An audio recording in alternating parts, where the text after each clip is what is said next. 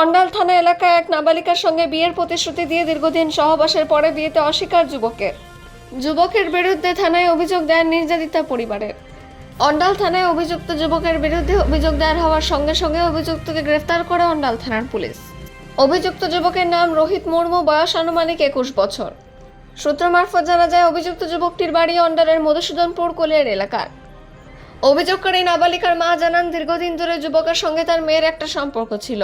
পরে এই যুবক তাদের দুজনের কোনো অন্তরঙ্গ মুহূর্তের ভিডিও সোশ্যাল মিডিয়ায় ভাইরাল করে দেয়।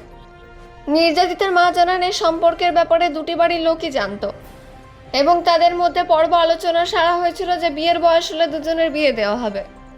কিন্তু হঠাৎ করে ভিডিও ভাইরাল হওয়ার পর বেঁকে বসে ছেলেটি তার পরিবার। তার মেয়েকে বিয়ে করতে অরাজি হয় ওই যুবক।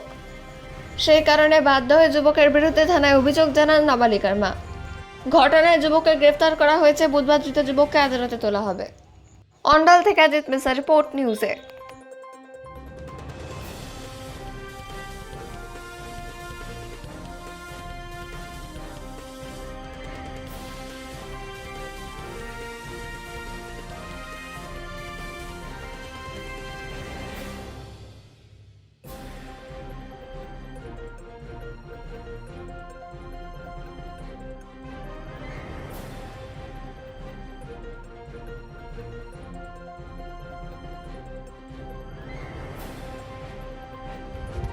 কি হয়েছিল?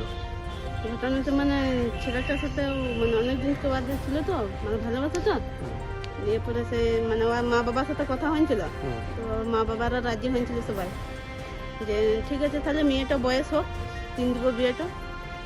দিয়ে পরে সেই ছেলেটা মানে আসা যাওয়া করছিল সবাই, দিয়ে পরে আসা যাওয়া করছে। এবার ওদের মধ্যে কি হয়েছে কি করে জানবো আমরা নাকি?